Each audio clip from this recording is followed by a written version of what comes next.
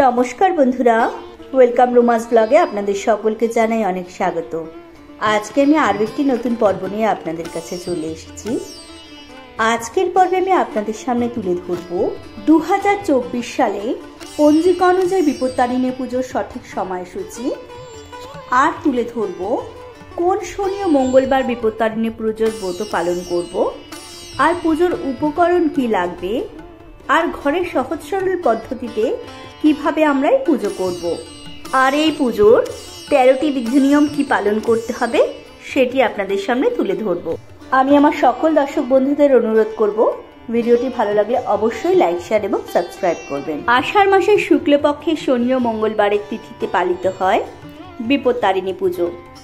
মা বিপত্তারিণী হলেন মা দুর্গার এক রূপ, তাই সকল বিপদ ও বাধা বিপত্তি দূর করার জন্য আমরা প্রতি বছর এই পুজো করে থাকি। সারা বছর ধরেই বিপত্তারিণী পুজো হয়ে থাকে, কিন্তু এই বিশেষ দিনেও বিশেষ তিথিতে যদি আমরা সকল নিয়ম মেনে পুজো করি তাহলে মায়ের কৃপায় সকল বিপদ থেকে মুক্ত থাকব।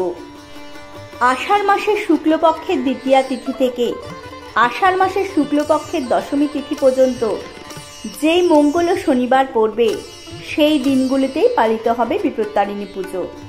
2024 সালের বিপত্তারিণী পুজো প্রথম কবে পড়েছে এবং তার সময়সূচি প্রথমে জেনে নিই। 2024 সালে প্রথম বিপত্তারিণী পুজো অনুষ্ঠিত হবে 9 জুলাই 2024 মঙ্গলবার সকাল 5:45 থেকে বিকেল 5টা পর্যন্ত। দ্বিতীয় ব্রত অর্থাৎ 13 জুলাই 2024 শনিবার সকাল 5:15 থেকে বিকেল 5:20 মধ্যে।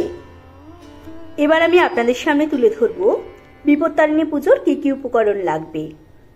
ঘট, আম্রপল্লব, শীষসহ ডাব, একটি নৈবেদ্য, 13টি গিট দেওয়া লাল সুতো, সঙ্গে 13টি দূর্বা বাঁধা, 13 রকম ফুল, 13 রকম ফল, 13 গাছি লাল সুতো, 1 সরা চাল, গামছা, একটি শাড়ি, 13টি দূর্বা, 13টি পান ও 13টি সুপরি। এবার আমি আপনাদের সামনে তুলে ধরব বিপত্তারিণী পুজোর 13 রকম নিয়মবিধি। বিপত্তারিণী পুজো যিনি করবেন তিনি অবশ্যই আগের দিন নিরামিষ আহার গ্রহণ করবেন এবং পুজোর দিন লাল বস্ত্র পরিধান করবেন। লাল বস্ত্র না থাকলে কোনো শুদ্ধ ধোয়া বস্ত্র পরিধান করবেন। এই দিন গবাদি পশুকে ভোজন করাবেন এবং পুজোর দিন কোনোভাবে ঝগড়াঝাটি করবেন না। পুজোর দিন বাড়িতে কেউ যদি দান চাইতে আসেন আপনি তাকে ফেরাবেন না, আপনার সাধ্য মতন দান করবেন এবং তাকে প্রসাদ খেতে দেবেন। যারা বিপত্তারিণী পুজো করবেন তারা কোনো রকম খাবারে লবণ খাবেন না। বিপত্তারিণী পুজো একবার শুরু করলে পরপর 5 বছর এই ব্রত পালন করতে হয় এবং বিপত্তারিণী পুজো চলাকালীন নখ, চুল, দাড়ি কোনোভাবেই কাটা চলবে না। বিপত্তারিণী পুজোয় যে ডুরি, সেই ডুরির প্রত্যেকটিতে 13টি করে গিট থাকবে ও 13টি করে গিটে 13টি দূর্বা থাকবে এবং 13টি ডুরি মায়ের পায়ে প্রদান করতে হবে। বিপত্তারিণী পুজোয় মাকে যে নৈবেদ্য দেওয়া হবে সেই নৈবেদ্য খেয়ে উপোস ভাঙতে হবে। তার মধ্যে 13টি লুচি ও 13টি ফল অবশ্যই খেতে হবে।